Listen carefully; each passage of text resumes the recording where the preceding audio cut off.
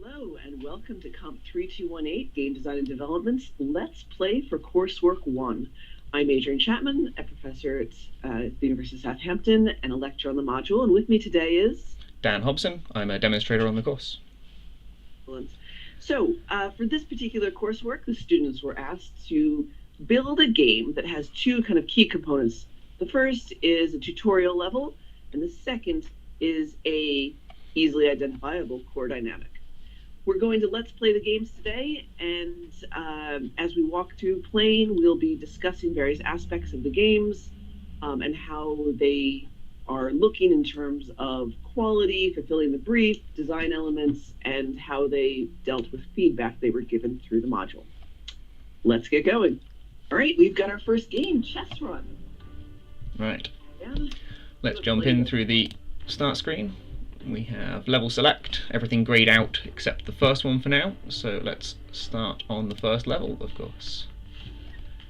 And give it a chance to load. Oh, my PC struggling.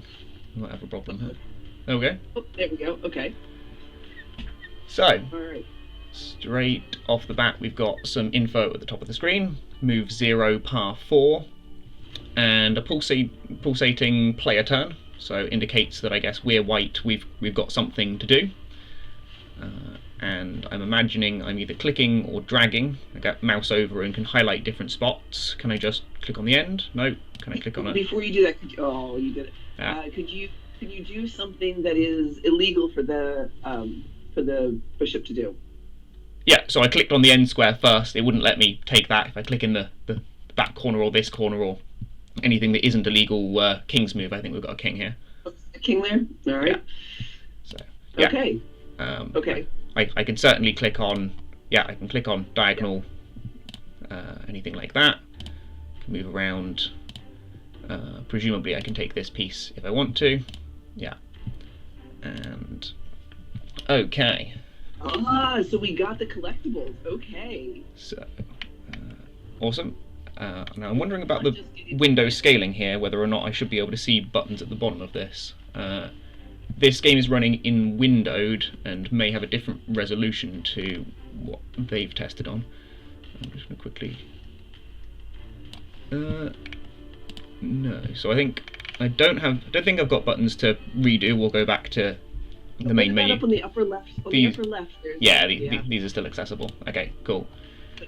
So, yeah, okay, but it's only the one tutorial level. Okay. Yeah, so presumably... you just go straight to the end without catching the black pawn. Yeah. So. Uh-oh, we got all the collectibles. That's not... Oh, but we didn't take the required enemy piece. Okay. Yeah, so I think collectibles and enemy pieces are different. Yeah. I don't think this level has collectibles, but we get them all by default. So... Okay. Let's see. Okay. What if we hit the circle button? It looks like a redo button to me, but yeah. So that's replay the level. So let's see if we need to.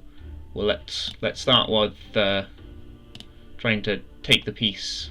Can we take the piece and get under par? I don't know if we have enough. So we do not get under par if we go for the piece. Let's try one more time, so we know that the pawn is always just going to move down the board exactly. Yeah. Now taken exactly. This. That's 2 moves, 3 moves, and we can get the 4th move. Yeah. Okay. Cool. And there's a go forward. You can now progress to the next level. Aha! There we go. We figured it. Awesome. Presume we play white again. So yeah, white player's turn. That's us. Can't immediately take anything, and it looks as though we can either go to the end without taking stuff, or go to the end without and try and take the stuff. If we move onto this square, we get taken. So I guess we move here. Goes there. Now, interesting that the map is small. Like that's that's a good constraint for I can't move in all the directions a horse would usually move here. So this may be I either go back where I started or I move to this space. So I guess I choose that. And then now I've got to figure out how to get the right sequence of moves that gets me to the end. And to get here, I can either have this square or this square. That one will kill me, so let's not have the kill me square. Interesting. Yeah, no, that kills me as well. Okay. Interesting. So there's a way to lose this. Yeah, I don't think we're going to be able to take the enemy knight on the basis that any square we stand on that we could take it is a square that it could take us. I agree. So I think we're probably doing this one in the hope... Oh no, that's also a loss. That one first, and then let's jump this way. And then if we jump that way, we've got... No, he'll take you. Yeah. I think you can Go that way. Is that actually helpful? Yeah, because then we can go there. Then we're still safe. I'll grab that one. This is path 3 moves apparently though. Yeah, I think you went back. You could have done it in 3, but you were trying to take somebody. So yeah, go there. And then next to the left of the. No. Yeah, there you go. Whoop. No. This one. Ah yes, no, I understand now. Yeah, and then we just jump straight to the end and don't actually bother with fighting the pieces. Yeah, I see. We haven't. Look, there's a bit of a bug here. We had not taken the required enemy piece. Well, maybe we weren't required to take. Yes, so we have taken presumably the 0 required pieces, which is interesting. Maybe we'd like to see which pieces we're supposed to be taking and which pieces we're not supposed to be taking. It's a kind of key missing piece of intelligence in this. Yeah. Right, so this is the first time seeing, which I think are coins here, and we can go straight around like that. These things in the top corner are filled in as we grab them. Under par, got collectibles, which we actually have now. The coins make sense as collectibles, okay, yeah. Yeah, and required enemy pieces, there aren't any. I should probably do this one again and just verify that we go and don't get collectibles in a level that has collectibles that we haven't collected. I'll also just briefly verify that we can collect 1 out of 2 and it also says we don't get it. Yeah. Yeah. Cool, okay. So let's have each of these. Yeah, awesome. So now we have coins and enemies. I'll do the thing that it's inviting me to do and see what happens. Yeah. So we have something else to do instead. Let's take the enemy first, and then like so. Yeah. Under par. Admittedly, we're at par rather than under par, but I get their meaning there. Yeah. All right, you keep playing. I'm going to start walking us around the marking criteria. So this is how we are judging the games. You keep playing and figuring out the problems inherent in this. Yeah, absolutely. Let's have a discussion around the quality. So within quality, we have presentation and meaningful play. But let's talk about presentation first. So first, within presentation, things like graphics, audio, information design. So I think that the graphics are workable, edging towards professional. Yeah, they're certainly consistent. They look nice. Consistent. They look nice together. What do you think about the audio? I think it's nice. There's a little bit of background audio. There's not much triggered audio on taking actions, but it's sort of relatively chill, calm, puzzly type music. Sure. And then the question then becomes around information design. So I actually think that the information that we have here is very nice, right? We've got the moves, the par, whose turn it is, whether there's collectibles. I think the only thing that's missing, as we've already said, is knowledge that we are supposed to take one of the players. Or one of the pieces. There's partly, it assumes that you vaguely understand this is like chess, it's a turn-based thing, you're going to play one of the colours and it gives you your colour, that kind of thing. Yeah. There was the bit at the beginning where we were told we had successfully collected some collectibles when there weren't actually any to collect, and so slightly confused us at the first step. But but otherwise I think really good. I think the only thing that's really, really missing here is saying, like, actually you have to collect the rook, right? If that was the case. Yeah. So that required enemy pieces line. Interesting one there, where I was trying to figure out where I can get these pieces captured from, and it turns out I didn't need to get them. Exactly. Yeah. That's exactly. So that's kind of a missing piece. But that's not that's totally workable. Yeah, I suppose going from the sort of playing chess idea that the convention of chess is the king is the only piece you have to take, and it's got a crown or whatever. They could have potentially shown us some of these pieces have a marker like a crown on them, or just a ring around them or something. A little ring around would do really well, right? Or yeah. In the par area, between moves and par, having a take this piece and a picture of it, right? So that would be another way of doing this. Exactly. Yeah. And so the thing I'm deciding on here is that, well, there aren't any collectibles, so I'm mostly guessing that I should be taking at least some of these pieces, and I don't know exactly which ones, if all. Oh, there is actually a thing up here that says, presumably, one piece to take. I don't know if it is I have to take any one piece, or if I have to take a specific one piece. It's always been up there, though, even on the places where you didn't, so I think that's a bit of a red herring. Okay. Yeah, at least I'm pretty sure I've seen it in all the ones, even on ones you didn't take. Yeah. So let's keep an eye on that one, but yeah. Mm. Okie dokie. Let's talk about mechanics, controls, and bugs. So mechanics in this. You have the ability to kind of move your chess piece around. Yep. We've been given different chess pieces, so they have different moves to make. Yep. You can walk over something as a collectible. You can hit another player to take that player, and you can make it to the end, or they can take you, right? Mm-hmm. So there's a set of mechanics. Are we missing any mechanics that we've seen in this so far?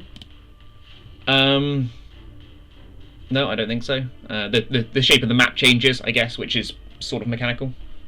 Yeah. Yep, that is true. It constrains your boundaries there. Yeah. Okay, so in this case. Okay, here we've got a map change shape in particular. Yes. Yep. So I think that I think we're getting somewhere between kind of playable and engaging mechanics. Like we're moving towards multiple mechanics in this case. How do the controls feel as you're playing them?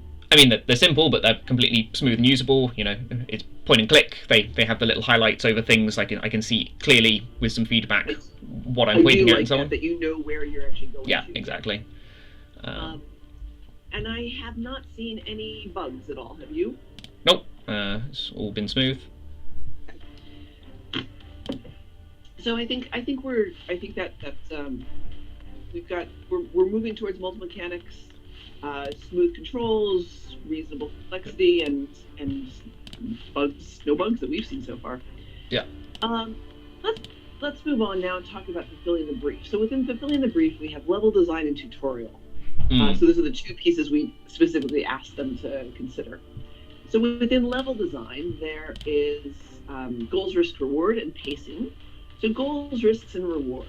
Do we have a very clear and coherent set of goals, risks, rewards? So the goals, obvious.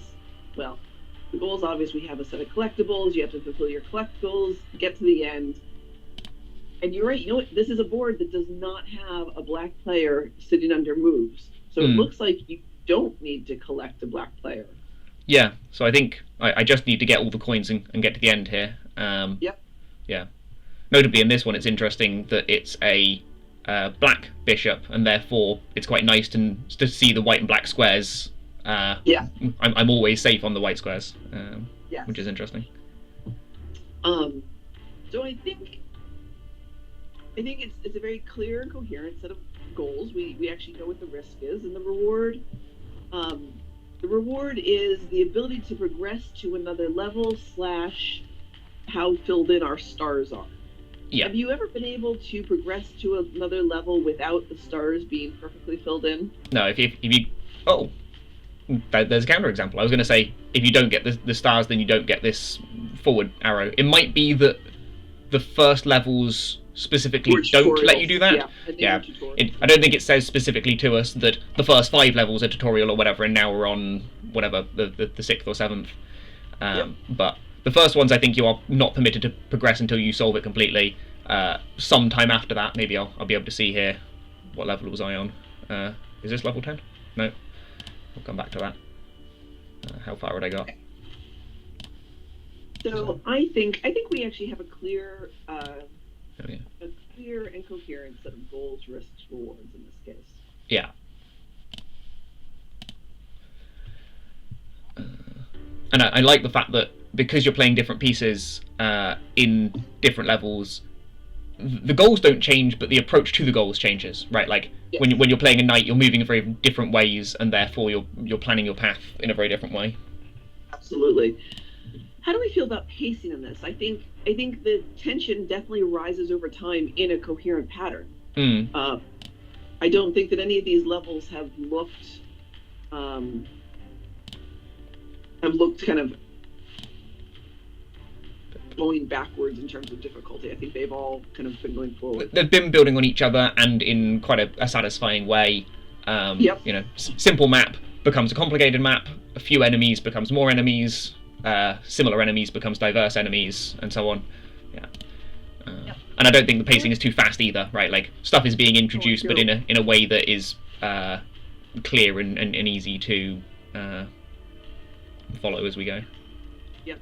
And on top of that, they've let you, like, they haven't like, they'll give you a couple levels and let you play it for a few before they introduce kind of the next thing. I've enjoyed that part of it.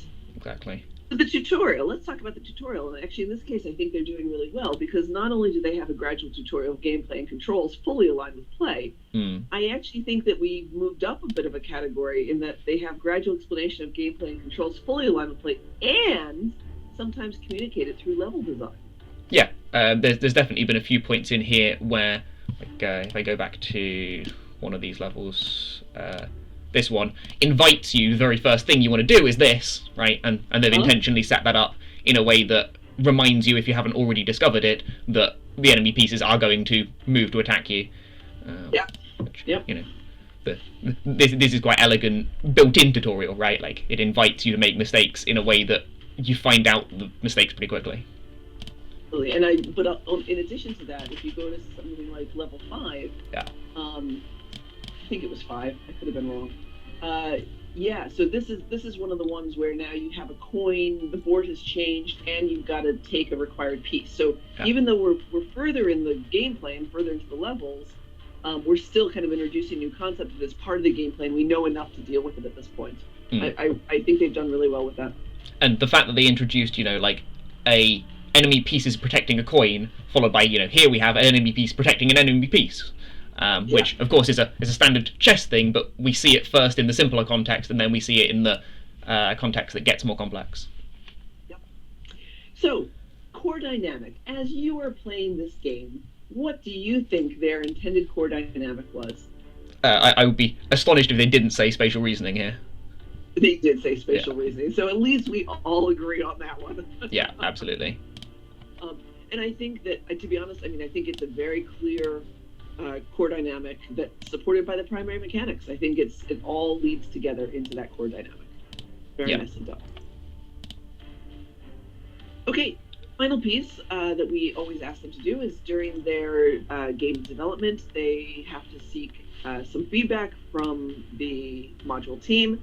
We actually also encourage them to play test their games with their cohort. So as part of the hand-in, they must tell us what feedback they got and how they responded to it. So the first point they got was around the visuals.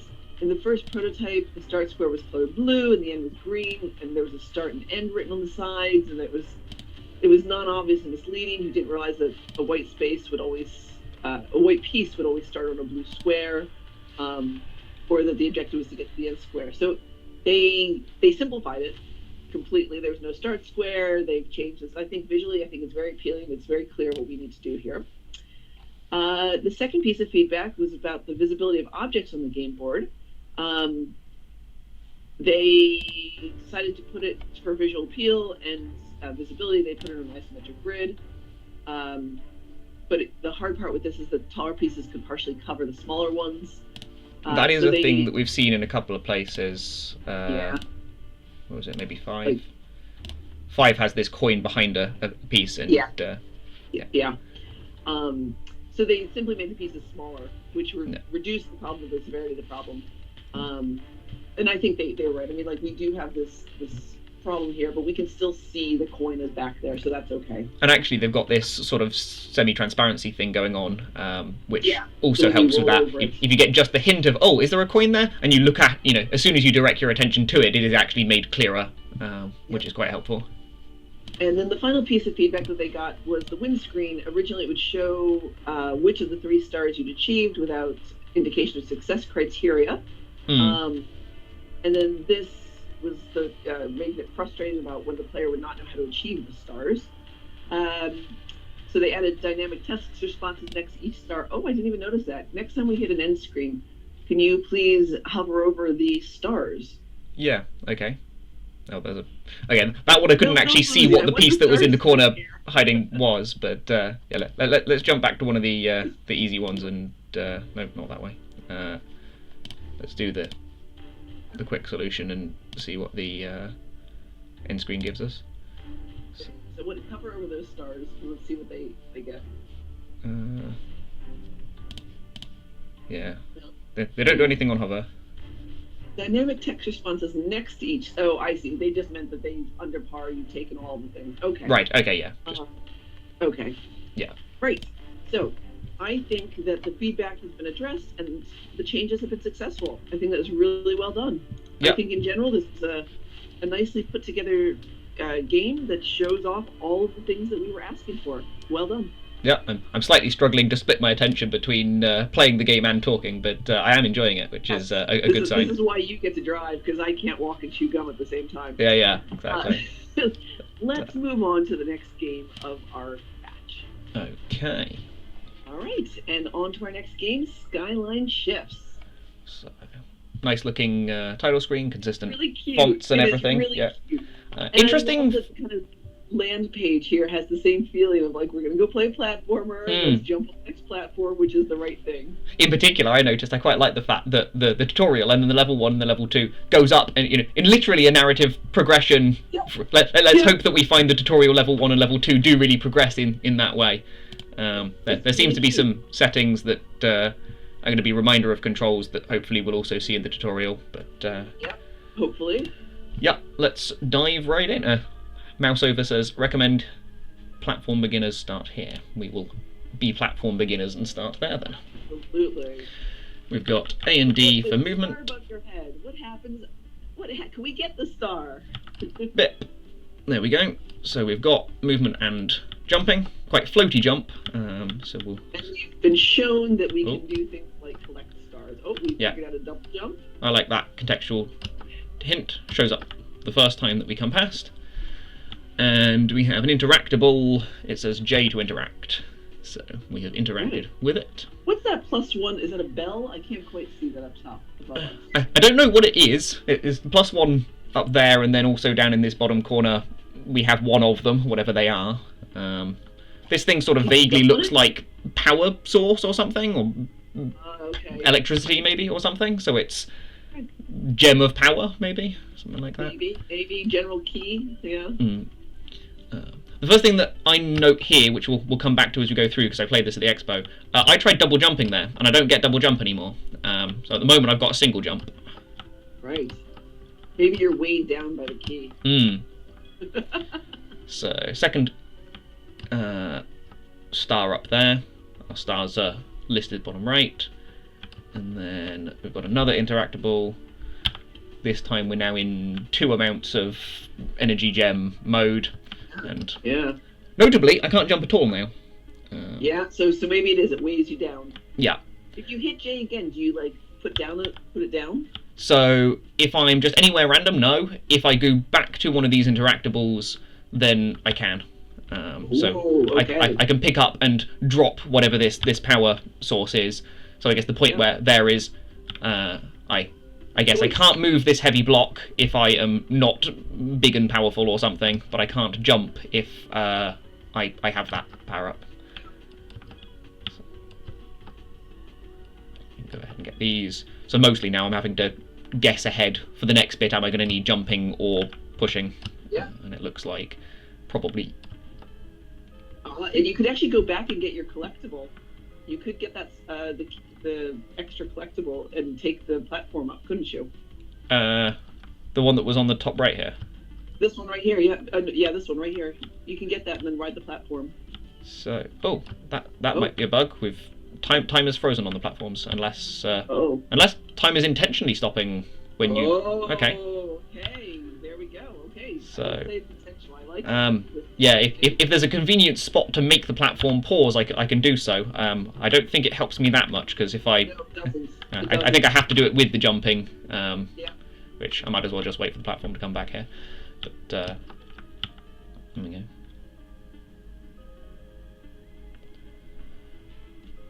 But yeah. We've learned a lot in this tutorial level. Yep. About how heavy things are. We can't jump or can't move, or it freezes time. We Yep. need a key to get through the final barrier. They tell us we need a pick key. it up. The key is listed in the bottom right. Stars. I will say that white text on a white background a little bit hard, but Yes. as we move Yes. around, we happen to go over dark patches of background, and then we can kind of do okay.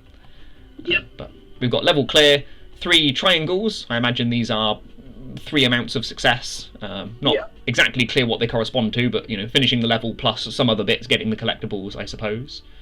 Yeah. Cool. Replay. I'm assuming back is going to the main menu. Yeah, okay? exactly. Yep. So. Okay. While you start on level 1, which Mhm. we're going to kind of play and talk now. I know this is really hard. You've got the hardest job here. Oh, look, it's still telling you kind of how to jump around a little bit here. Yeah. Okay.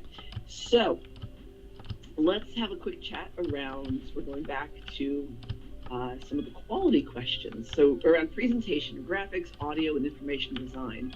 So the graphics, I actually think the graphics are really cute here. They play together very nicely. I love the background. Often, sometimes I actually really struggle in a lot of platformers to kind of see, kind of the distinction of where I'm going, what the platforms are. But something about either the colors or the way the background is in this one, I find it very easy to see my character and where I'm going. So I'm happy that all the floors, or at least most of the floors, have pretty bold outlines or this sort of yellow duct tape stuff that it makes it pretty clear what's foreground and what's background. One of the things I often struggle with is if you can't tell what's foreground and what's background, tends to be a bit... Exactly it. And they've done a really nice job here, so it's clear where you can actually go. Oh, I think you died on those chainsaws. Yeah, exactly. I didn't get my timing quite right. So, so I think actually, I think graphics-wise, it's lovely. How does the sound? How's the audio to you? Again, we've got a nice little kind of 8-bit background track sort of thing. I don't think there's been much interaction. Picking up stars or picking up the key, I think, gave me a little sound effect. Let's see if this star does. Yeah, there's a little pa-ching sort of thing when you get a collectible. So that's quite nice. There wasn't a sound on death, I don't think. Sure. That's just a reset. Thanks for dying and trying. Information design, we can see the key, we can see how many stars are actually in the board, and how many we have of them. Yeah, I think I'm not entirely sure if time, I don't think time is an issue here. I think it's kind of number of keys and stars and whether we get the triangles, 3 triangles, 2 triangles. So, so far, I think in my screen, on the bottom left of your screen is a gray box, and it has been consistently there. Yeah. Is it a gray box to you, or is it some sort of information that I can't see? So this is where the power-ups arrive. It's empty versus filled in. I'm with you. I see it now. Oh, look, some have like a little bad character. Yeah, so we've got an enemy, and the enemy speeds up when they're running at us. So there's some amount of timing your... Oops. You can't jump on them, it looks like. No, you don't think you can squash them. Yeah. Okay. Okay, so I think actually in this case, we've got effective, so it's very effective in terms of, I actually think it's professional in terms of the graphics. I think it's effective for the audio, and I think it's effective for the information design. So we're kind of in between those categories there. Let's talk about the meaningful play. So mechanics in this case, you can run, jump, pick up keys, pick up stars, pick up collectibles. The collectibles change what things you could do, like jumping, or I think we saw a time stop at one point from it. Yeah, it's broadly getting heavier or lighter. The lighter you are, the faster double jump and that kind of thing. Notably, when you are heavy, you actually move really slowly. It's a little bit inconvenient or a little bit annoying, but it does tie in with the themes or how those power-ups behave. Yeah. Okay, so I think that I think actually just in that interaction between kind of the collectibles and how you can move has moved us very firmly into the engaging with multiple mechanics category. It might actually be all the way up, I think, in this case, to complementary mechanics, because and bringing up into fun because of how they interplay together. How are the controls for you? They're pretty smooth. I haven't yet seen getting clicked on walls or anything. I think there was a slight problem of that in the expo, that there was some of the standard Unity wall clipping. The jump is quite floaty, which is kind of, I think it's fine, but it doesn't quite behave how I would expect it to. So I'm just kind of having to get reused to the jump dynamics. I'm not going to be able to jump over that guy. Sure. And I mean, I haven't actually seen any bugs in this, so I'm going to say it's reasonably complex and no bugs.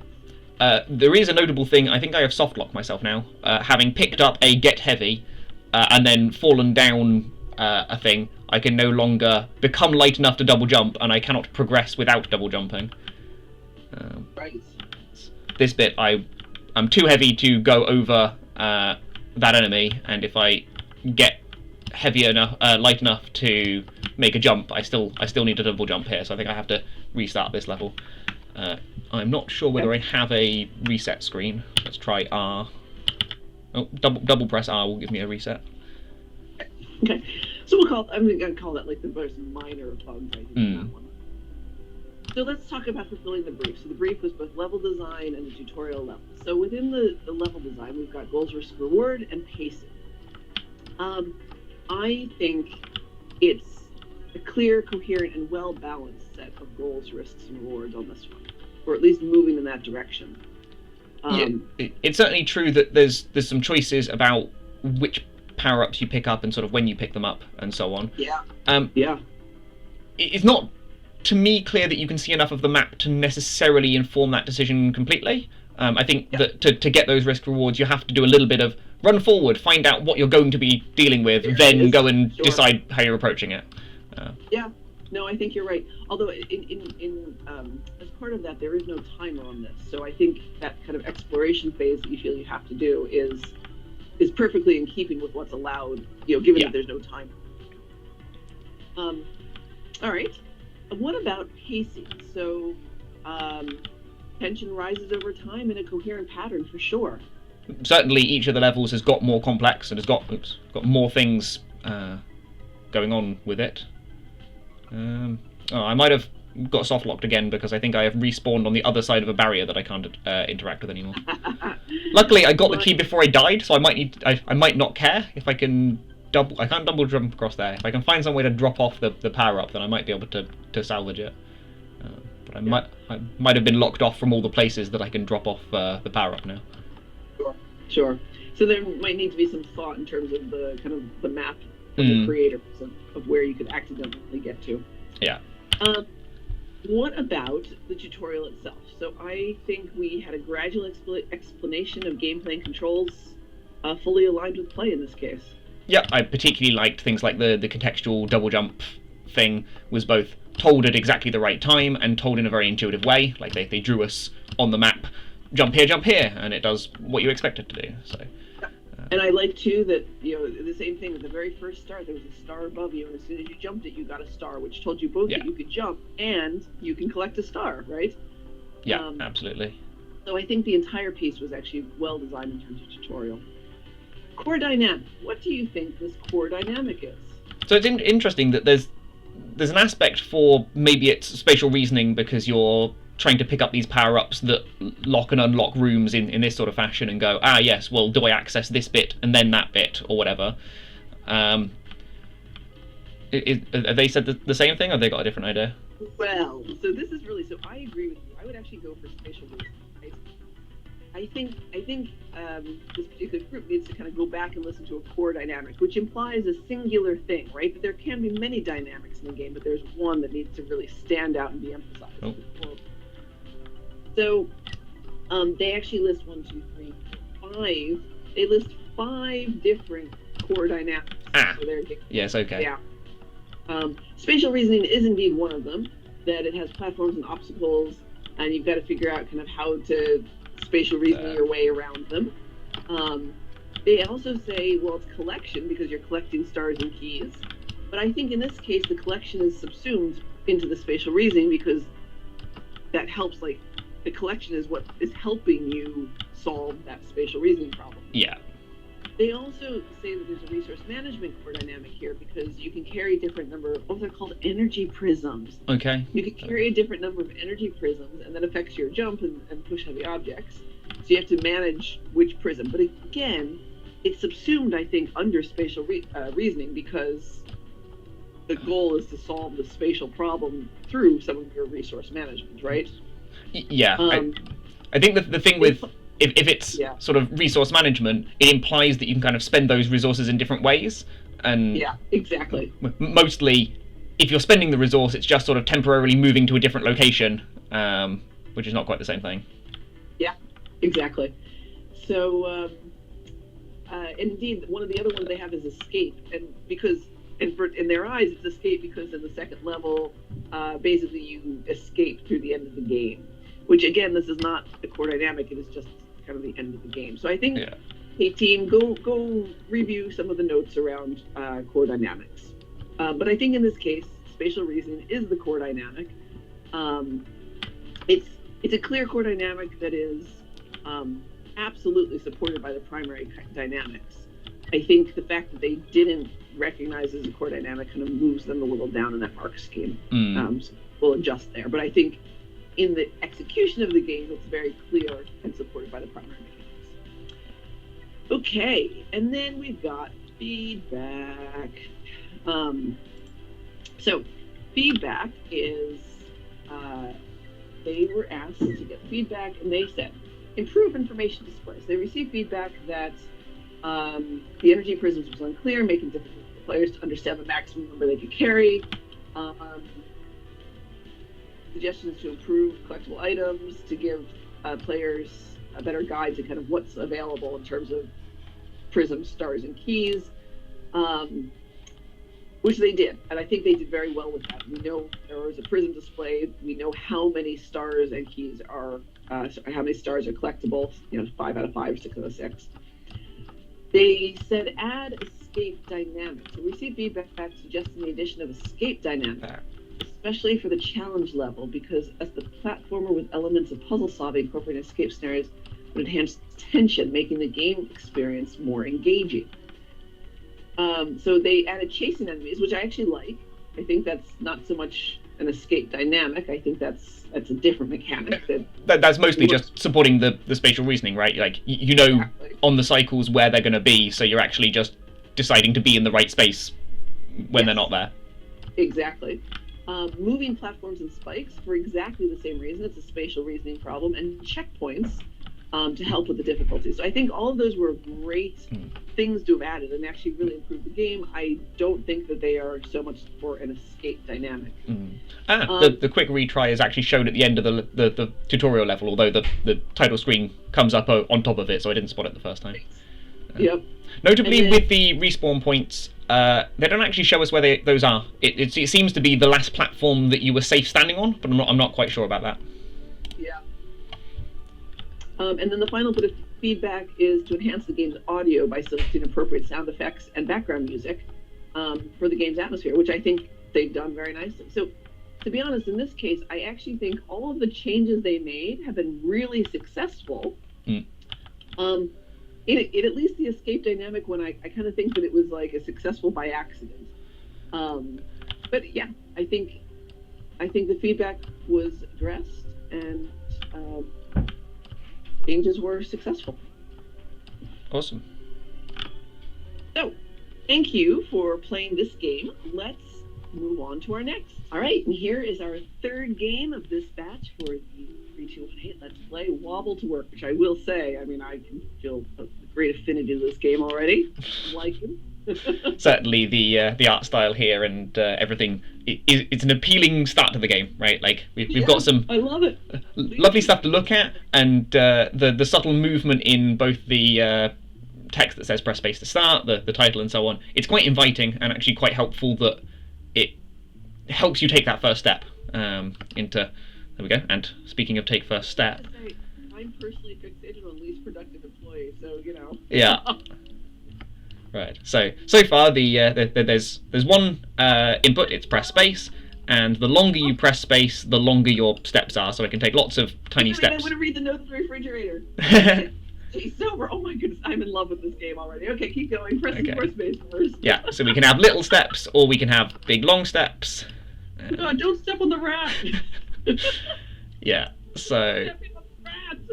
We go, and as we go through, stay sober. A functioning clock on the wall is quite a neat, not very important touch, but it's quite fun to be there. Yeah. Okay. So. Oh, steps taken. Look at this. And what's O-M? 0 minutes, 7 seconds. Ah, so I see. We've got a timer and a step counter, so we're looking at. Don't step in the poo. There we go. Good job. What happens if you step on a banana? I'll intentionally hit the next one. Or step on a poo. Come on, step on the poo. There we go. Wow. Oh. So, you drink a little. What happens if you step on a rat? So that one I dodged. Let's see if can I hit it? No, I've gone past that one now. Poop! Come on! There we go. So each obstacle you hit, I think, triggers this taking an extra drink.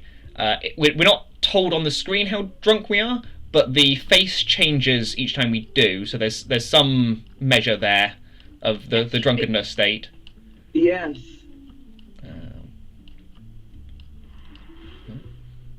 Whoa.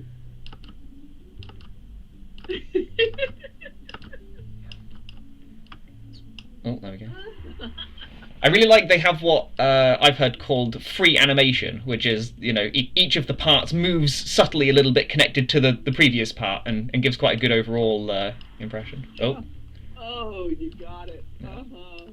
I know when we saw this in the expo, they pointed out that there is a car sound that comes past just before the car arrives, so if the audio's turned up a little bit more, you have a little bit of a better cue on when that obstacle is approaching. Oh my gosh, the bird! I should stand on one of the bin bags as well to interact with those. What happens, yeah. Oh, yes! Yeah. There's the triumvirate. Yeah. Look at where end you're getting. Is it making it harder to move? Like, do you have less control? Yes. Now. That is the point. It's not completely clear to me exactly how it changes, but certainly it is less responsive in a way that is a little bit difficult to articulate. Sure. Mostly, the foot sort of swings forward and backwards a bit. Sort of here, I'm consistently holding space, and the foot goes forward and backward a bit. Oh. Okay, so obviously this game is different like that. But anyways, let's get to the end. Let's get to wherever one is. I want to talk about the game.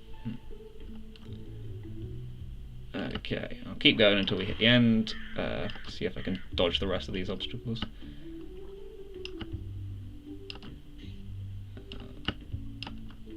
Well done. You're doing great. There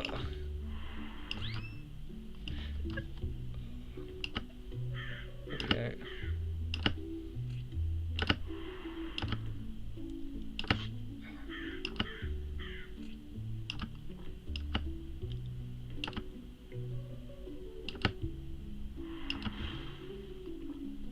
How far can we get? Can I dodge? No. I was overconfident. Look, we're so close. There we go. And I think this is the end. There we go. There's a guy to meet. Work sobriety report. Drunkenness 97%. Steps taken 151. Total score 19. You're late. Boss is not happy. Okay. Let's jump back in. All right. So you keep playing. I'm gonna slowly take us through the marks criteria. So presentation-wise, graphics, audio, and information design, I think that I mean, at least the graphics, I'm happily up and kind of memorable. They're effective and appealing. They feel novel and creative, and they work so well with like the problem, like the game itself that you're trying to do. For sure, this is extremely consistent, well visuals that tell us a bit of a story as well. I like that a lot. Do we think we have all the key info shown? Yep. The sound. How's the sound feeling for you? Sound is fine. I get a little bit of background. The cars coming past sound is the kind of important trigger. I'm trying to remember if we do have slipping on banana skins slapstick sound. Is there? I can't remember if there's one for the others. I'll step on some other things. I've heard the trash one. Yeah. I've heard the bird. Yeah. Yeah, there's a small one for those as well. So yeah, really appealing sound design here. Yeah, yeah. And then information design. So we've got steps taken. We've got the time it's taking us. We can see our face getting redder and redder. Yeah. So the sobriety one is on the face. Yeah. There's an interesting mechanic at play that I didn't really discover through play, but I heard in the expo. Taking small steps sobers you up. So keep an eye on the face. If I take a whole bunch of little steps, that should be less red over time. But it increases your step count, so that's okay. Which is a really interesting mechanic, and I quite like it. I'm not 100% sure that it's clear enough on the basis, I don't think I would have necessarily discovered that taking small steps was beneficial in that way. It should be part of the tutorial, honestly. It needs to be introduced in some way as part of that tutorial. So, okay, but however, I think in this case, in terms of presentation, just presentation, I think we're up to the prize worthy. Well done on this one, guys, folks. So, meaningful play, mechanics, controls, and bugs. So, let's talk about mechanics. Mechanics are, you press the space bar to take steps forward. You are trying to go quickly, minimize how much drinking. There are, you have the mechanic of sobering up through small steps. Yeah. And you've got various obstacles that you are trying to avoid. Are there any other major mechanics in this? I don't think so. No. And interestingly, it all comes from one control, right? Like I'm just pressing space, so it's quite. It's maybe limited, but also they've managed to get quite a lot out of a single control there. There's still quite a lot of decisions and quite a lot of meaningful decisions. It is, and that is really, really interesting, right? So that you are making meaningful decisions here. When do you pause? When do you go forward? Can you sober up and take more steps? And at the start, I was thinking, why have we got steps taken and a timer? And that became obvious as we started seeing different obstacles, right? Like the cars and the birds are specifically things that push time, and the spacings of the obstacles, like these ones here, where you've got to be precise about where you land, are pushing the step size, which matches the steps taken. Yep. Okay. So I think that's and I haven't seen any bugs, so good. And the controls, actually, I think this is actually one I wanted to come back to, because you were actually saying that yes, it's just one control, but as you get drunker, it kind of very smoothly goes towards a sloppier control. Yeah, I will say that I would maybe like a little bit more feedback just on it's slightly hard for me, at least at the beginning, to disambiguate between is it behaving weirdly because of drunkenness, or is it behaving weirdly because I'm doing something slightly weird. Sure. And so kind of this wobbling kind of thing that is going on. We've got a little bit of wobble in the idle, and we've got slightly different wobble during the steps. And I can't quite tell which of those bits are drunkenness-induced wobbling and which of them are kind of flavour, just regular wobbling. Sure. So again, this might be something that would come up in the tutorial with a little bit larger tutorial or better tutorial design. Let's go into fulfilling the brief, which is the tutorial and that level design. So goals, risks, reward. I think we have a clear and coherent set of goals, risks, reward, where you're trying to get to work on time. You've got to watch how many steps you take. Actually, what is the relationship between steps taken and time to work? I think or is it just score? I think they're just two different scoring metrics. Yeah. Yeah.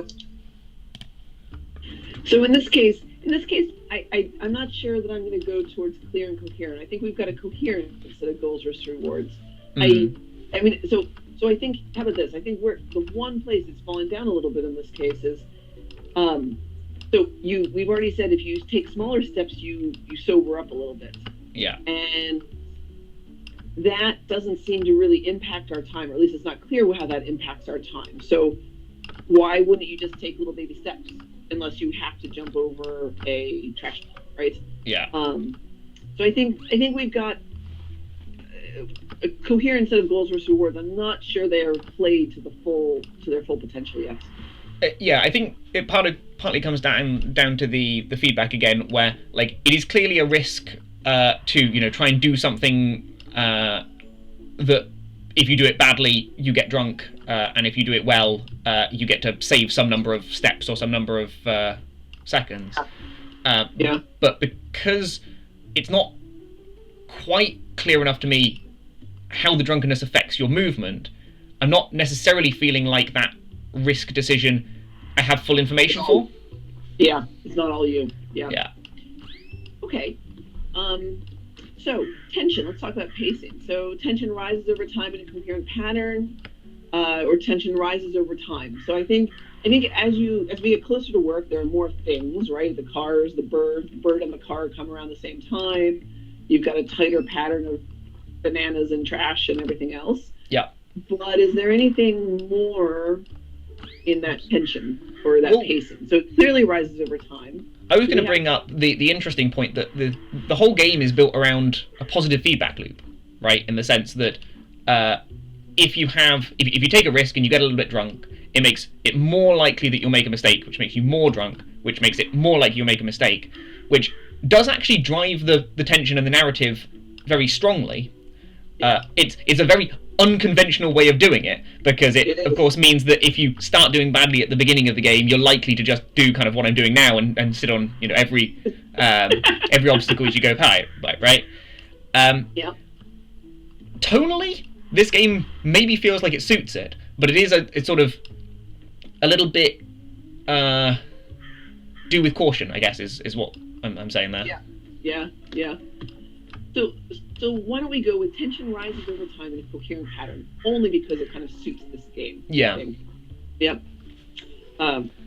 Okay. And I think it does benefit from the fact that because the game is relatively short, if you have one run where right at the beginning everything's starting to go badly, and it kind of just devolves into a quite funny but not very successful run, you get the report at the end and go, oh, that wasn't very good, and there's enough time and enough effort left to go, I'm going to try again, and the tension will rise actually over several plays through rather than just within the space of one playthrough. Yeah.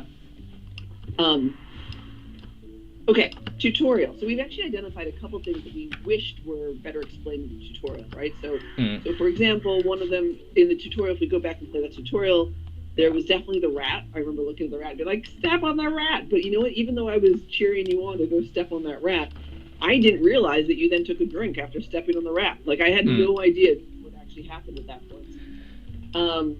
Yeah, so I guess this bit here, we pick up the bottle, which gives us a primer for it. But, they do, I think, force the rat under your foot no matter where you go, so you definitely interact with that mechanic. But the face gets red. Yeah, but I agree with you that it wouldn't necessarily be obvious the first time round whether the drinking was a result of stepping on the rat or part of like an idle animation kind of that's always going. Yes, that's exactly it. And I will say that the other part of this is we are not actually taught that if you take smaller steps, like at this point your face is less red, right? Yeah. Why? Is it just because they cleared you up, or there has to be something telling us that if we play this way, this is what's going to happen. So I think the tutorial is gradual explanation of gameplay and controls revealed as you play, but it's aligned with play, but I think it's missing some pieces. Yeah, I think they've done a good job of tutorializing, like all of the obstacles are set out in the main level in a way that you interact with them in a coherent pattern. But the core bit, which is the managing your sobriety, it's not clear from the tutorial that you actually have the ability to manage it. Yep. All right. So, what do you think the core dynamic is? Well, the timer implies race to the end, so we're probably doing that. Although there's some amount of like evade almost for dodging all the obstacles. Maybe, yeah. So they think it's a race to the end, and I think I'm with you that like the timer is a pretty clear indicator. Yeah. The fact that there's that bar that kind of says where you are with respect to the street and where work is, I think that's another one that kind of says we're going to the end of this. Yeah, the whole framing is around you've got to get to the end, which happens to be work here. Yeah. Yeah, exactly. So yeah, I think they nailed the core dynamic. I think that I think the only part where it falls down, we kind of mentioned on this one a little bit already, is that some of that information, right? So if I'm drunker, it logically seems to take me more. I would think it would take me more time to get to work. I would try it. Whereas taking the small steps would sober you up, but that seems like that would take more time. So I think we can see what the clear core dynamic is. I think it's partially supported by the timer mechanics. And I think some kind of how to wrap those pieces up into a clear, you are late for work. It's because it's a race to the end. So it's that lateness, that timer that really should matter. But how to then tie the mechanics together, like sobering up takes time, but walking really drunk takes time. And it's not so much the steps involved anymore, it really is, but it's this whole step count thing is, I think, confusing a little bit, or shadowing a little bit. Yeah, I think by taking small steps you do sacrifice some time, but because we don't really recognise that the taking small steps is a benefit, we don't necessarily try it, or we don't necessarily discover where the interplay between those mechanics is. Yeah. So again, this could be a tutorial piece where there's like that clock ticking on the wall that you put, right? It makes you take big steps, the timer goes really fast, really slow, and then if you take little steps, it goes really fast. You could teach this a little bit better. Okay, let's talk about feedback. So, the person giving feedback in the lab was initially confused when colliding with obstacles, whether they were standing on them or going through them.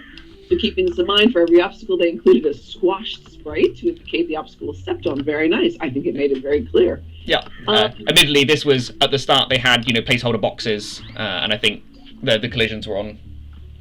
Yeah. And they were told that in the tutorial, they should make it clear that the player drinks only when they touch something. So they built an obstacle to start, which was unavoidable. Yes, you did it, and the fact that rat kind of runs under your foot is key. So that they take a drink. I think if you haven't heard it, I think the feedback here is you have to do that a few more times, because we kind of got it, but we didn't totally get it with just the one. Yeah, 2 or 3 becomes a pattern that we can spot. Exactly. And then they said add a shadow on the ground where the foot may land, because it kind of helps identify where you walk next. Yeah, so we'll maybe see this in the tutorial. I don't think the level itself has a shadow. We'll run the tutorial again and see that.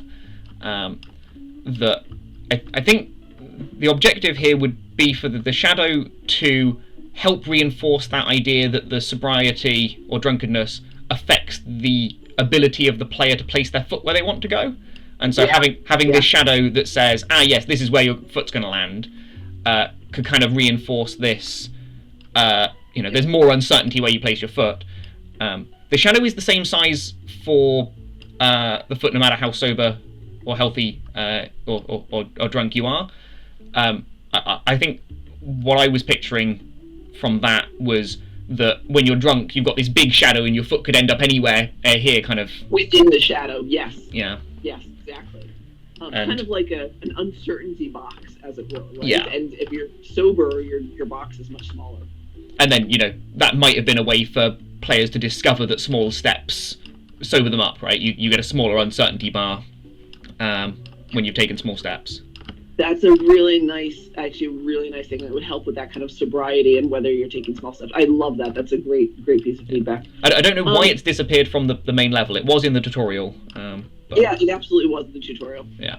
And then they also said structure it in a way that the player learns different obstacles one at a time, and then they can encounter something together later. So they made sure that like the bird poop always came by itself, or the puddle always came by itself, and then it kind of got interleaved with other obstacles. Yeah. They've definitely done a great job of that. Yeah. They've put the triggers for that moment when the car spawns and the moment for when the birds start flying across have been very well timed to do exactly what they're saying there. Yeah. Yep. So to be honest, I mean, except for the shadow, which I mean, that's a very kind of complicated piece. I think the feedback was addressed and the changes have been successful. Yeah. Yeah, I'm happy with that. Great. Thank you for playing this game with us, and see you in another batch.